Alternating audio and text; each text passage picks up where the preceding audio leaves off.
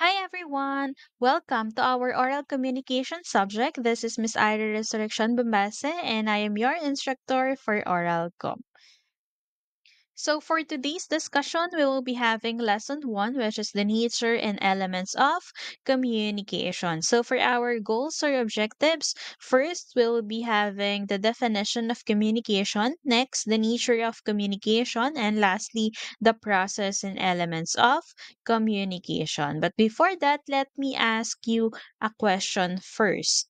What do you think is happening in this photo? You can comment in this video in the YouTube in the comment section, or you can send the message in our chat group. Okay? So if you would have noticed, they are actually talking to one another, no? They are communicating, they are conversing, maybe they are in a meeting or team building. Okay, so they are sharing their thoughts and ideas about maybe a particular topic for the benefit of their company, their organization. Okay, how about the second picture? Let's focus on this one, the two persons, the two communicators. Okay, so still they are having a communication. So the third one, if you would have noticed, there is only one person. So now my question is, can we call it a communication if there's only one person involved in the communication process? Okay, so write down your answers in the comment section as well. All right. So, first and foremost, what is communication? So, this actually derived from a word called communist. Okay? So, which means working together. So, kapag pala nakikipag-usap or nakikipag-converse ang isang tao, meron silang gustong marating. Okay? They are working together to achieve a particular goal. Okay? So, later on, we'll be having the different functions of communication or different goals of communication. So habang nakikipag-usap tayo, nakikipagkuwentuhan tayo sa ibang tao, 'no, nakikipag-converse tayo, meron tayong particular goal na halimbawa ay nagbebenta ka, nakikipag-usap ka kasi bumibili ka, nakikipag-usap ka kasi nagpe-present ka, okay? Nakikipag-usap ka kasi gusto mong magtanong or gusto mong malaman yung information na ini-inquire mo, 'no, na tinatanong mo. Nakikipag-usap ka kasi you are disseminating information or ikaw yung nagbibigay, papaabot ng mensahe or impormasyon sa iyong kausap. Okay? So again, when we are communicating, we are working together to achieve a particular goal. All right. Now, what is communication? When we say communication, this is the process of sharing and conveying messages or information from one person to another within and across channels, contexts, media, and culture. This is according to McCormack year 2014. So kapag pala nakikipag-communicate tayo, ibig sabihin nagbabahagi tayo or nag-share tayo ng mga mensahe or impormasyon, nagko-convey tayo, nagpapaabot tayo ng mga impormasyon, no? From one person to another within and across channels. So, sa iba't ibang channels. When we say channels, pwedeng face-to-face conversation or pwede namang video call, pwedeng chat, no? Pwedeng via Skype, via Google Meet. Okay? So, sa iba't ibang channels, pwede ang communication. Alright, next is context. So later on, mapag-uusapan natin because context is one of the elements of communication. Next is media or medium. So kung paano tayo nakikipag-communicate, anong gamit nating platform. And then culture. So we are communicating despite the differences. Though we have different cultures, no? Magkaiba tayo ng paniniwala, magkaiba tayo ng pinagmulan, magkaiba tayo ng pinanggalingan, no? If you would have remember yung nagtrending sa PBB or Pinoy Big Brother, there are two housemates na they have different languages, no? Si Fumiya ba yun kung hindi ako nagkakamali? Siya ay hindi Pilipino. Siya ay hindi Pinoy, pero nakikipag-usap pa rin siya or maganda pa rin yung relasyon at komunikasyon nila ng isa pang housemate, yung nanalo as PBB Big Winner kung hindi ako nagkakamali, no? Okay, so Fumiya and Yam Yam. Okay, so si Fumiya siya ay Japanese housemate and then si Yam Yam siya naman ay Pinoy housemate. So though they have different cultures and language, no, they have barriers. Yung barriers mapag-uusapan din natin mamaya yon. Yun yung nag-i-interrupt or nag-hinder sa isang communication process. Though meron silang pinagkaiba or pagkakaiba, still they can communicate effectively and efficiently. Okay? So that is communication. All right, now how can we describe communication? So there are different elements or there are different ways in order to describe communication. So first one is a dynamic process. When we say dynamic, this means hindi static. Kasi pag static, walang pagbabago. Stay ka lang dyan. Nakastand ka lang dyan all throughout. Okay? So when we say dynamic, there are changes. May pagbabago na nangyayari. So katulad na lang sa communication, 'di ba before naman, once we are communicating, hindi naman via Skype, wala pa namang Messenger nun, 'di ba? Wala pang Instagram, hindi pa tayo nakakapag-direct message sa mga sellers, right? So because of communication, we are able to know that there are changes in communication. There are upgrades, no? Kung dati ay isinusulat lang sa mga dahon ang mga gustong sabihin, no? Before mga papel lang ang gamit, but now we have this gadgets, we have this ICT or technology wherein it helps us to communicate with other people. So there are changes going on. Okay? Next, it involves communicators. So when we say communicators, these are the speaker and the receiver, speaker or sender. Okay? So if I say or if I ask you, where does the communication starts? So kanino ba nagsisimula ang communication? So the answer is the sender or the speaker. This is the source of information. This is where the communication process starts. Okay? So dito naman kay receiver, this is the person who receives the message or the end communicator. Dito papunta yung mensahe mo. Okay? So these are the communicators in the communication process. Again, sender or speaker, and then we have the receiver. All right, so let's move forward with the third one, systematic.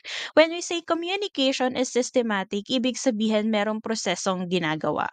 Okay? So meron siyang sistema. Magsisimula siya sa speaker or sender, and then the next element is the message, no? Ano yung mensahe mo, ano yung impormasyon or text na gusto mong iparating doon sa receiver. Next is the channel.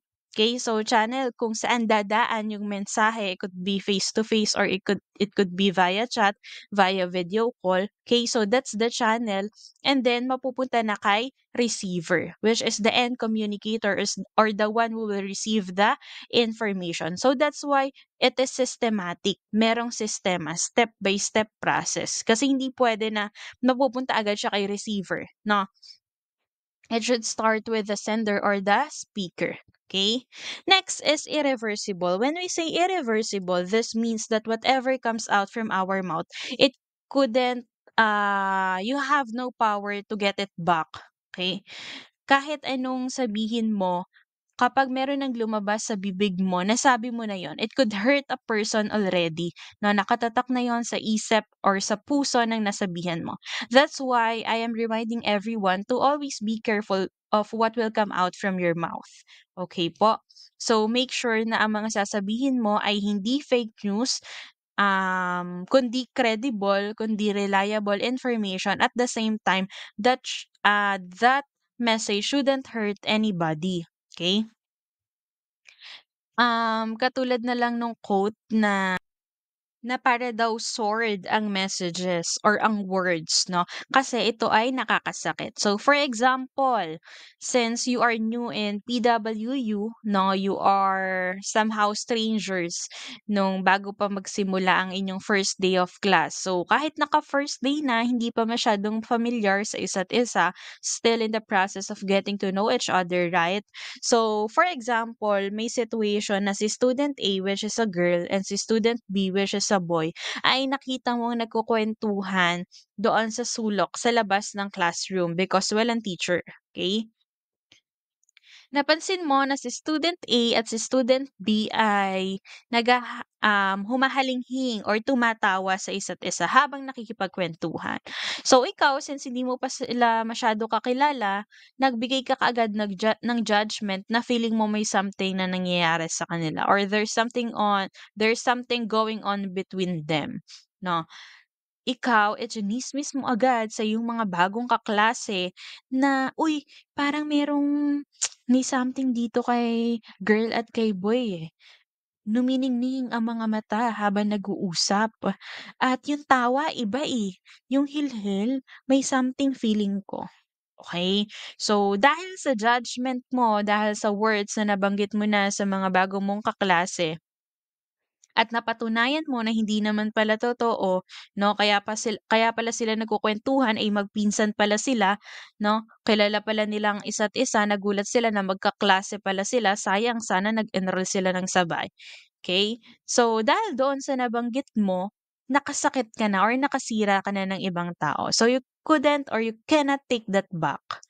Okay? You've already hurt another person. So, that's why, again, I'm reminding everyone to always be careful of whatever will come out from your mouth. No? Be sure that that is authentic, that is reliable, that is confirmed, no?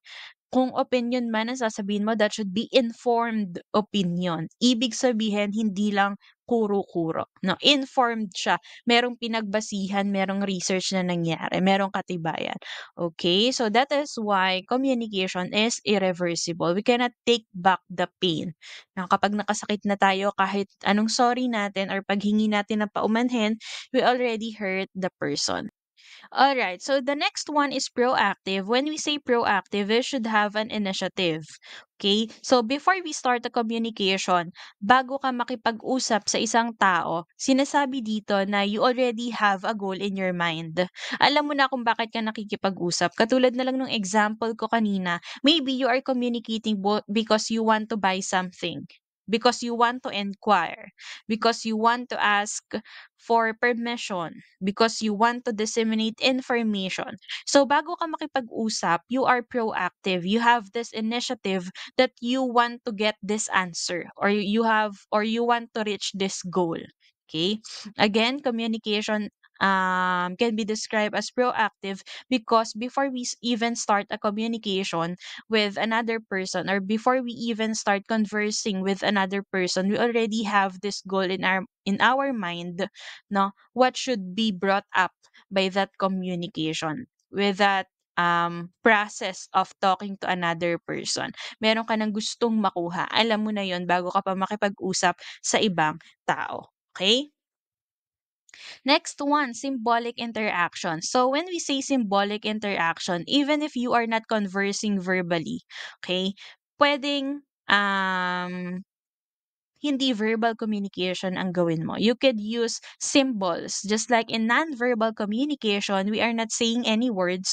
We are just using our facial gestures, our hands, or facial expressions rather, and then body gestures or body movements, body actions, no? Hand movements in order to communicate with another person or a group of people, 'no? Katulad na lang ng mga kaibigan nating pipi or bingi, hindi naman sila nakakapagsalita or nakakarinig, but they are able to communicate, to express themselves by using this nonverbal communication. That's why communication is a symbolic interaction, okay? And lastly, meaning is individually construed. So when we say meaning is individually construed, this means that every person has his or her own understanding about a situation. Okay? So siguro pagkatapos mong makipag-usap sa isang tao, ikaw ay napasaya. Yung kaklase mo naman ay napainis, no? Iba't iba ng reaksyon, iba't iba ng emosyon. Okay? So katulad na lang din 'yan nung quote na beauty is in the eye of the beholder. It depends on the person kung paano mo makikita or iintindihan ang sitwasyon. Pwede ikaw nagandahan ka, pwede siya napangitan, pwede ikaw approve ka dun sa pinresent halimbawa, tapos yung kaklase mo ay disapprove kasi para sa kanya ay boring or walang mabe-benefit doon sa presentation. Okay? So it depends. And it's okay, no, to have different takeaways in every situation.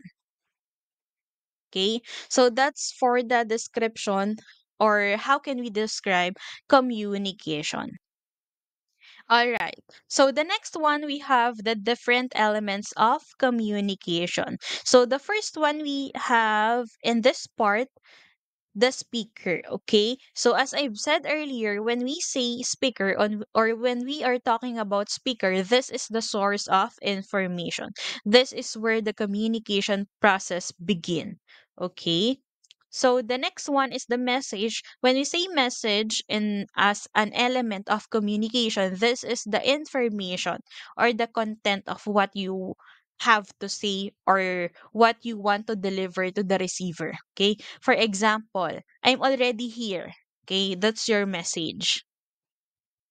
Next one, encoding.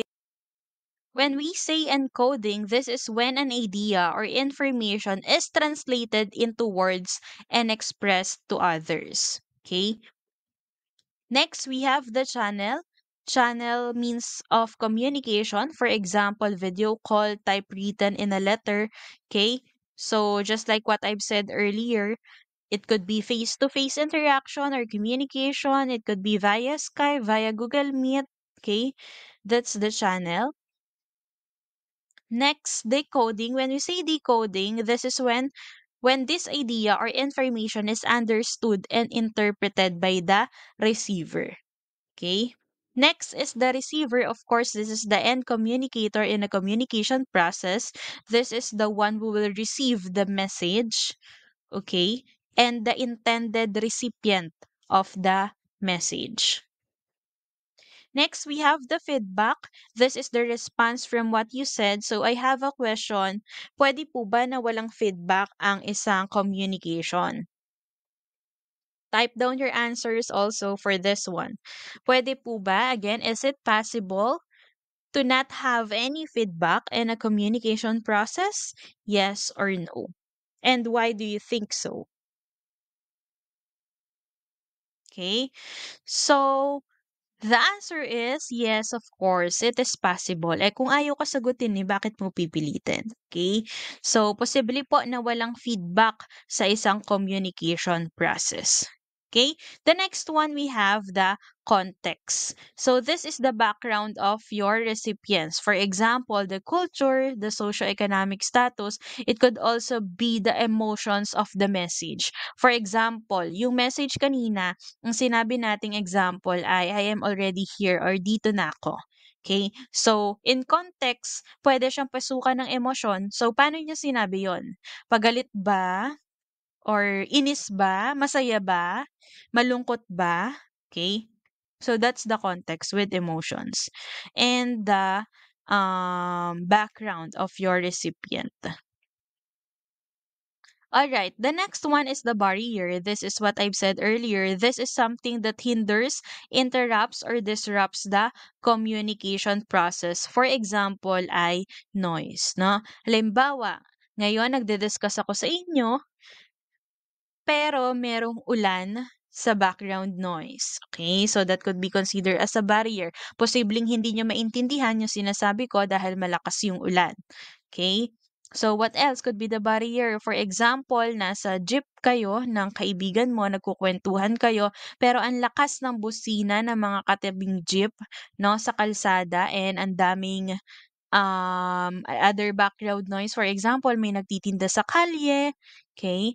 Tapos, sinabayan pa ng ulan, no? Sinabayan pa ng music ng driver, merong background music. So, that could be the barrier of the communication in that particular situation. Dahil posibleng hindi magkaintindihan or magkaunawaan ang dalawang nag-uusap because of this kinds of barrier. Okay, so that's it for the elements of communication. Now, tingnan natin yung buong proseso ng communication. So, let's start with the sender. Next is the encoding. Next is the transmission. So, you might be wondering kung bakit merong transmission. So, ito po yan ha. Ito lang yan. Yung channel. Parehas lang sila ng logo, or what do we call this?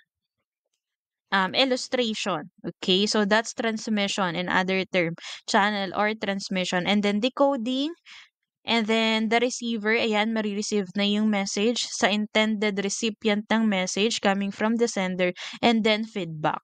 Okay, so possible walang feedback sa isang communication process, and the circle in here ay yan yung nagsaserve as the noise. Okay? So that's it for our first lesson in oral communication. If you have any questions or concerns, you can send a message in our GC. That's it for today. Thank you and goodbye, everyone. God bless.